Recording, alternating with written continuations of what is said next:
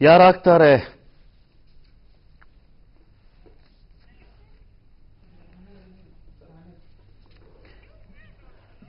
ಗೌಡ್ರ ನಾಯಕ ವಿಶೇಷ ಚರ್ಚೆ ಮತ್ತೆ ಮುಂದುವರ್ತಾ ಇದೆ. ನಮ್ಮ ಜೊತೆಯಲ್ಲಿ ಮಾಜಿ ಅಧ್ಯಕ್ಷರು ವಕೀಲರ ಸಂಘ ಪುಟ್ಟೇಗೌಡರು ಇದ್ದಾರೆ. ಪುಟ್ಟೇಗೌಡರು ಇನ್ನೊಂದ್ಸಲ ನಾನು ಈ ಒಂದು ಚರ್ಚೆಗೆ ವೆಲ್ಕಮ್ ಮಾಡ್ತಾ ಇದ್ದೀನಿ. ಆನಂತರ ಗೋಪಾಲಸ್ವಾಮಿ ಅವರಿದ್ದಾರೆ, Karnataka state bar council chairman. Gopalaswamy ಅವರೇ, ಈ ಚರ್ಚೆಗೆ ಮತ್ತೊಮ್ಮೆ ನಿಮಗೆ ಸ್ವಾಗತ. ಆನಂತರದಲ್ಲಿ ಒಕ್ಕಲಿಗರ ಸಂಘದ ಹಾಲಿ ಅಧ್ಯಕ್ಷರಾಗಿರ್ತಕ್ಕಂತಹ ಕೆಂಚಪ್ಪಗೌಡರು ಕೂಡ ಇದ್ದಾರೆ. ಕೆಂಚಪ್ಪಗೌಡರೆ, ಈ ಚರ್ಚೆಗೆ ಮತ್ತೆ ಸ್ವಾಗತ ನಿಮಗೆ. ಕೆಂಚಪ್ಪಗೌಡರ ನಿಮ್ಮಲ್ಲಿರ್ತಕ್ಕಂಥ ಇನ್ನೊಂದು ಆರೋಪ ಅಂತ ಬಂದಾಗ 96 ಎಕರೆ ಜಮೀನಿಗೆ ಸಂಬಂಧಪಟ್ಟಂತೆ ಒಬ್ಬರು ಮಹಿಳೆ ಈ ಜಮೀನನ್ನ ಕೊಟ್ಟಿದ್ರು, ಅದರಲ್ಲೂ ಕೂಡ ಅವ್ಯವಹಾರ ಆಗಿದೆ ಅಂತ ಹೇಳಿ ಏನ್ ಹೇಳ್ತೀರಿ ಇದಕ್ಕಿಂತ ಒಕ್ಕಲಿಗರ ಸಂಘದ ಕಡೆಯಿಂದ? ಅಂತ ಏನು ಅವ್ಯವಹಾರ ಆಗಿಲ್ಲ. ಅದು 62ನೇ ಇಸ್ವಿಯಲ್ಲಿ ಸಂಘಕ್ಕೆ ಯಾವುದು ಟ್ರಸ್ಟ್ ಮುಖೇನ ಆ ಭೂಮಿಯನ್ನ ಕೊಟ್ಟರು. ಆಗ ಅವರಿಗೆ ಮಕ್ಕಳಿಲ್ಲದ ಕಾರಣ ಟೆನೆನ್ಸಿ ಕೇಸ್ ನಡೀತಾ ಇತ್ತು. ಆ ಕೇಸನ್ನ ನೀವು ನಡೆಸ್ಕೊಳ್ಳಿ ಅಂತ ಹೇಳಿ ಅವ್ರ ಸಂಬಂಧಿಕರಿರುವ 3 ಜನ, ಪುಟ್ಟಸ್ವಾಮಿ ಮತ್ತು ಮಹೇಂದ್ರ ಇನ್ನೊಬ್ರು ಸೇರಿಸಿ ಮತ್ತೆ ಸಂಘದ 13 ಜನ ಪದಾಧಿಕಾರಿಗಳನ್ನ ಸೇರಿಸಿ ಒಂದು ಟ್ರಸ್ಟ್ ಮಾಡಿ ಅದರ ಎಕ್ಸಿಕ್ಯೂಟಿವ್ ಇವರಾಗಿ ಅವರ ಮಗನ್ನೇ ಸೇರಿಸ್ಕೊಂಡ್ರು. ಅವರು ಕೇಸನ್ನ ಟೆನೆನ್ಸಿ ಆಕ್ಟ್ ಕೇಸ್ ನಡೀತಾ ಇದ್ದಾಗ ಆ 52 ಎಕರೆ ಟೆನೆನ್ಸಿ ಆಕ್ಟ್ ಅಲ್ಲಿ 52 ಎಕರೆನ ಹೋಯ್ತು. ಇನ್ನು ಉಳಿದ 44 ಎಕರೆ ಉಳ್ಕೊಂತು. 44 ಎಕರೆ ಉಳ್ಕೊಂಡಾಗ ಮಹೇಂದ್ರ ಅನ್ನೋರು ಇದು ಟ್ರಸ್ಟ್ ಮುಖೇನ ಬಂದಿರತಕ್ಕಂಥದ್ದು, ಇದು ನಾವು ದಾನವಾಗಿ ಕೊಟ್ಟಿಲ್ಲ, ಇದು ನಮಗೆ ಸೇರ್ಬೇಕಾಯ್ತು ಅಂತೇಳಿ ಹೈಕೋರ್ಟ್ ಅಲ್ಲಿ ಕೇಸ್ ಹಾಕೊಂಡ. ಆ ಕೇಸು ಇವತ್ತು ಕೂಡ ಹಾಗೇ ನಡೀತಾ ಇದೆ.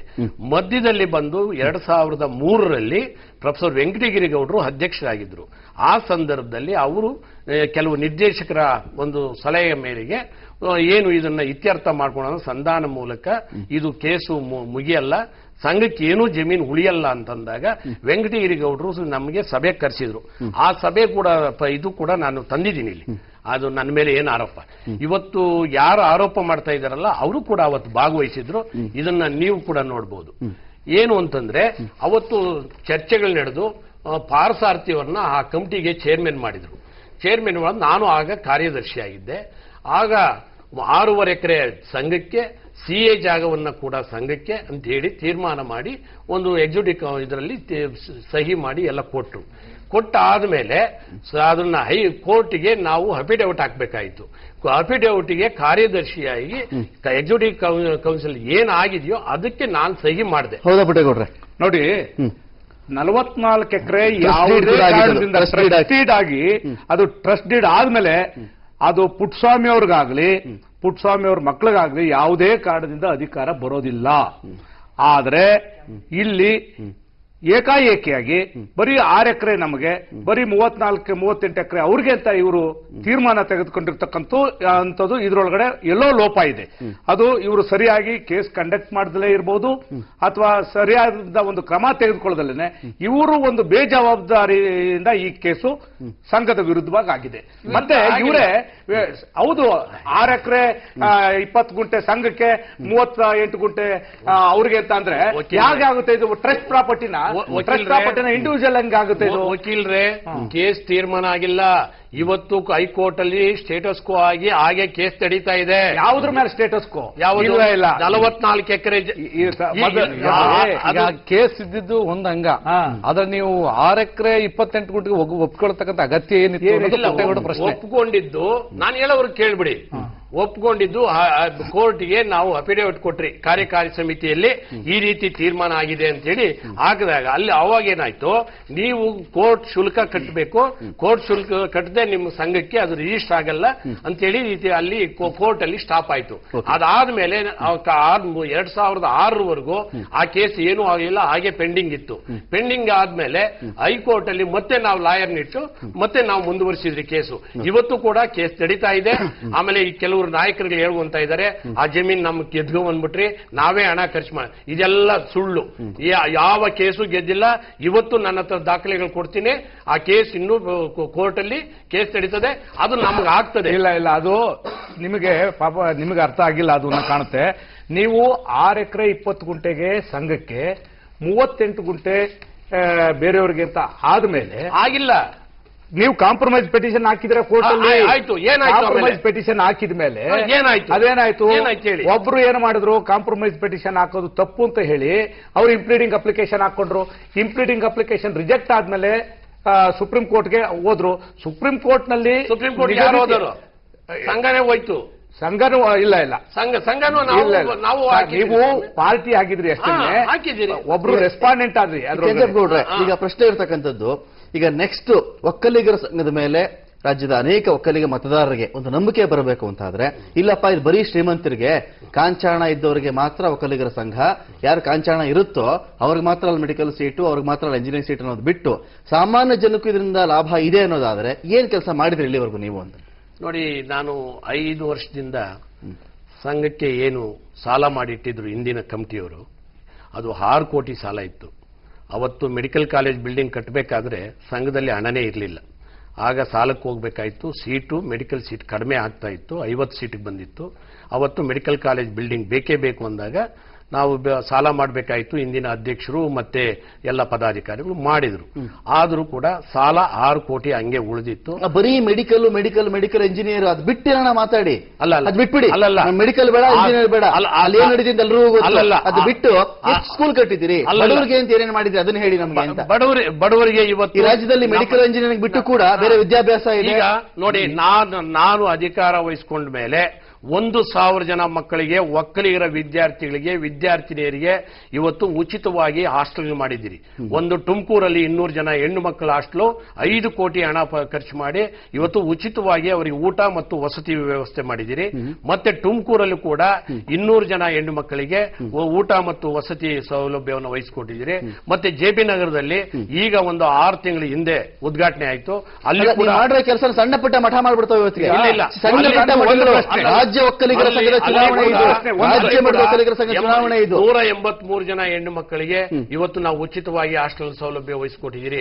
ಮತ್ತೆ ನಮ್ಮಲ್ಲಿ ಬೇರೆ ಹಾಸ್ಟೆಲ್, ಕಾಲೇಜ್ ಹಾಸ್ಟೆಲ್ ಕೂಡ ಇವತ್ತು ಅವೆಲ್ಲವೂ ಕೂಡ ಏನು ರಾಜ್ಯದಲ್ಲಿ ಎಷ್ಟು ಒಕ್ಕಲಿಗರಿದ್ದಾರೆ, ಎಷ್ಟು ನಿಮ್ ಸಂಘಕ್ಕೆ ಎಷ್ಟು ಮತದಾರರಿದ್ದಾರೆ, ಇದನ್ನೆಲ್ಲ ಗಣನೆಗೆ ತೆಗೆದುಕೊಂಡ್ರೆ 183, 200 ಅಂತ ಬೆರಳೆಣಿಕೆ ಲೆಕ್ಕದಲ್ಲಿ ಹೇಳ್ತಾ ಇದ್ರಲ್ಲ ನೀವು. ಮಾಡಬಹುದಾ ಒಂದು ಸಂಘ ಅಂತ ಇದ್ದುಕೊಂಡು ಆ ಜನಾಂಗದ ಒಂದು ದೊಡ್ಡ ಲಾಂಛನ ನಿಮ್ ಸಂಘ ಅಂತ ಬಂದಾಗ ಅಷ್ಟಕ್ಕೆ ಸೀಮಿತ ಆಗಬಹುದಾ ನೀವು? ಮೆಡಿಕಲ್ ಕಾಲೇಜ್ ಕಟ್ತಾ ಇದ್ದೀನಿ ನಾನು ಅಂತ ಹೇಳಿದ್ರಿ, ಮೆಡಿಕಲ್ ಬಿಟ್ಟು ಬನ್ನಿ, ಎಲ್ಲಿ ಲಾಭ ಇರುತ್ತೋ ಅಲ್ಲೇ ಇನ್ವೆಸ್ಟ್ಮೆಂಟಾ? ಅಲ್ಲ, ನೀವು ಬನ್ನಿ. ಏನು ಅಂತಂದ್ರೆ ನೀವು ಮಾಡಬಹುದು, ನಾನು ಮಾಡ್ತೀನಿ. ಹೆಂಗ್ ಮಾಡ್ತೀರಿ? ಎಲ್ಲಿಂದ ತರ್ತೀರಿ? ನಮಗೆ 9.5 ಕೋಟಿ ಸಂಬಳ ಕೊಡಬೇಕು ತಿಂಗಳಿಗೆ. 3,000 ಜನ ನೌಕರರಿದ್ದಾರೆ. ಆ ನೌಕರರಿಗೆ ಸಂಬಳ ಕೊಟ್ಟು ಏನು ಆದಾಯ ಬರ್ತದೋ ಆ ಆದಾಯದಲ್ಲೇ ಮಾಡೋದು. ಎಲ್ಲ ಸಂಸ್ಥೆಗಳು ಕೂಡ ಇವತ್ತು 2 ಕಾಲೇಜ್ ಬಿಟ್ರೆ ಇನ್ನೆಲ್ಲ ಕಾಲೇಜುಗಳು ಕೂಡ ನಾವು ಈ ಕಾಲೇಜುಗಳನ್ನ ಹಣ ಕೊಟ್ಟು ಸಂಬಳ ಕೊಡಬೇಕಂತ ಪರಿಸ್ಥಿತಿ ಬಂದಿದೆ. ಇವತ್ತು ಆರ್ಟ್ಸ್ ಕಾಲೇಜಲ್ಲಿ ಇಲ್ಲ, ಸೈನ್ಸ್ ಕಾಲೇಜಲ್ಲಿ ಇಲ್ಲ, ಈವ್ನಿಂಗ್ ಕಾಲೇಜಲ್ಲಿ ಇಲ್ಲ, ಶ್ರೀಗಂಧ ಕಾಲೇಜ್ ಸ್ಕೂಲ್ಗಳಲ್ಲಿ ಇಲ್ಲ ಲಾಭ, ಮತ್ತೆ ಯಾವ ಈ ಫಾರ್ಮಸಿ ಕಾಲೇಜಲ್ಲಿ ಇಲ್ಲ. ಎಲ್ಲವೂ ಕೂಡ ಸಂಬಳಗಳು ಜಾಸ್ತಿಯಾಗಿ ಅಲ್ಲಿ ರೂಪಿಸಬೇಕಾಗಿತ್ತು ಅಡ್ಮಿಷನ್ಗಳು. ಹೌದು, ಇದನ್ನ 2008ರಿಂದ ಈಚೆನೆ ಇವತ್ತು ನಾವು ಇಷ್ಟು ಎಲ್ಲ 100 ಇಷ್ಟೊಂದು ತೊಂದರೆ ಇರೋ ಸಂಸ್ಥೆನಲ್ಲಿ 1 ಕೋಟಿ ಖರ್ಚು ಮಾಡಿ ಚುನಾವಣೆಗೆ ಯಾಕೆ ನಿಲ್ತಿದ್ದೀರಿ? ಈಗ ಚುನಾವಣೆಗೆ ಯಾಕೆ? ನಾನು ಈಗ ಪ್ರತ್ಯಕ್ಷವಾಗಿ ನೋಡ್ತಾ ಇರೋದು, ಪ್ರತಿದಿನ ಊಟಗಳು ನಡೀತಾ ಇದಾವೆ, ಹಣಗಳು ಕೊಡ್ತಿದ್ದಾರೆ. ಯಾರೋ ಒಬ್ರು ಕೊಡದೇ ಇರ್ಬೋದು, ಪುಟ್ಟೇಗೌಡರು ಕೊಡದೇ ಇರ್ಬೋದು, ಕೆಂಚಪ್ಪಗೌಡರು ಕೊಡದೇ ಇರ್ಬೋದು, ಇನ್ಯಾರು ಕೊಡದೇ ಇರ್ಬೋದು.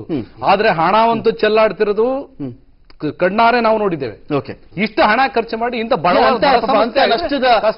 ಸಂಘಕ್ಕೆ ಯಾಕೆ ಇಂಥ ತರಾತುರಿ, ಇಂಥ ನೂಕು ನುಗ್ಗಲು ಯಾಕೆ? ನೂಕು ನುಗ್ಗಲು ಅಂತ ನಾನು ಯಾವಾಗಲೇ ಹೇಳಿದ್ನಲ್ಲ, ಏನು ನಾನು ಒಂದು ಗುರುತಿಸ್ಕೋಬೇಕು, ನಮ್ಮ ಸಮುದಾಯದಲ್ಲಿ ನಾನೊಬ್ಬ ನಿರ್ದೇಶಕ ಅನ್ಸ್ಕೋಬೇಕು ಅನ್ನೋ ಒಂದು ಪ್ರತಿಷ್ಠೆಗೋಸ್ಕರ 1 ಕೋಟಿ ಖರ್ಚು ಮಾಡಲ್ಲ. ಬರೀ ಪ್ರತಿಷ್ಠೆ. ಇವತ್ತು ಒಕ್ಕಲಿಗರ ಸಂಘ ನಡೆಸೋ, ರಾಜ್ಯ ಒಕ್ಕಲಿಗರ ಸಂಘ ನಡೆಸೋದು ಏನು ಸುಲಭವಾದ ಮಾತಲ್ಲ. ಇವತ್ತು 3,000 ಜನ ಎಂಪ್ಲಾಯೀಸ್ ಇದ್ದಾರೆ. 140 ಕೋಟಿ ಆದಿಚುಂಚನಗಿರಿ ಅವರಿಗೆ ಕಾಲೇಜ್ ತಗೊಂಡಿದ್ದು 80ನೇ ಇಸ್ವಿನಲ್ಲಿ, ಯಾವುದು ಮೆಡಿಕಲ್ ಕಾಲೇಜು. ಅವರು 2 ಮೆಡಿಕಲ್ ಕಾಲೇಜ್ ಮಾಡಿದ್ರು, 6 ಇಂಜಿನಿಯರಿಂಗ್ ಕಾಲೇಜ್ ಮಾಡಿದ್ರು ಆದಿಚುಂಚನಗಿರಿ ಅವರು.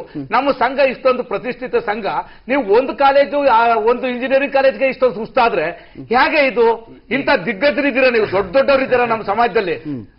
ಅದು ಸಮಾಜ ಜೊತೆಗೆ ಬೇರೆ ಬೇರೆ ಸಮಾಜದ ಲೀಡರ್ಗಳಿದ್ದಾರೆ, ಎಲ್ಲರೂ ನಮ್ಮ ಸಂಘದ ಪರವಾಗಿದ್ದಾರೆ.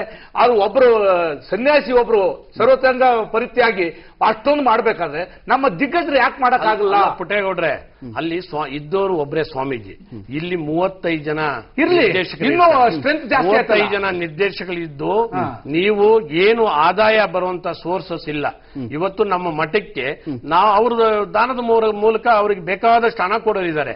ನಮ್ಮ ಸಂಸ್ಥೆಗೆ ಹಣ ಕೊಡೋರು ಯಾರಿದ್ದಾರೆ? ವಿಶ್ವಾಸ ಗಳಿಸಿಲ್ಲ ಯಾರು, ಸಂಘದಲ್ಲಿ ವಿಶ್ವಾಸ ಗಳಿಸಿಲ್ಲ ಯಾರು, ನಂಬಿಕೆ ಇಲ್ಲ ನಿಮ್ಮ ಮೇಲೆ. ನಮ್ಮಲ್ಲಿ ಸ್ಟೇಜ್ಗಳಲ್ಲಿ ಮಾತಾಡ್ತಾರೆ. ನಾನು ಮೊನ್ನೆ ಗುರು ಗುರುವಂದನಾ ಕಾರ್ಯಕ್ರಮ ಮಾಡಿದೆ ಸ್ವಾಮೀಜಿಯವರಿಗೆ.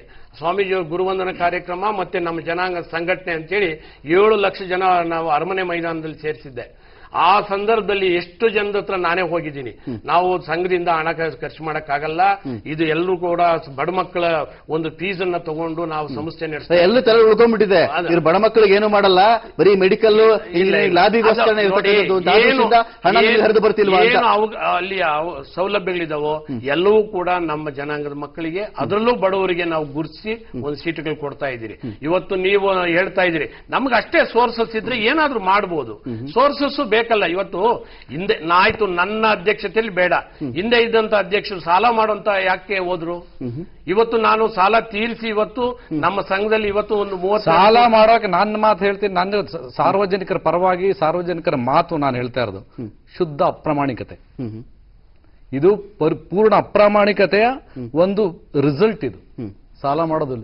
ವ್ಯವಸ್ಥಿತವಾಗಿ ಮ್ಯಾನೇಜ್ಮೆಂಟ್ ಇದ್ರೆ ಸಾಲ ಮಾಡತಕ್ಕಂತ ಅಗತ್ಯ ಇಲ್ಲ. ಮೆಡಿಕಲ್ ಕಾಲೇಜ್ ಆದಾಯ ಇದೆ. ಎಲ್ಲರೂ ಕೂಡ ಮತ್ತಷ್ಟು ಮಾತನಾಡ್ತೀನಿ. ಯಾರಾಗ್ತಾರೆ ಗೌಡ್ರ ನಾಯಕ ವಿಶೇಷ ಚರ್ಚೆ ಮತ್ತೆ ಒಂದು ರೀತಿ ಒಂದು ಬ್ರೇಕ್ ಆದ್ಮೇಲೆ.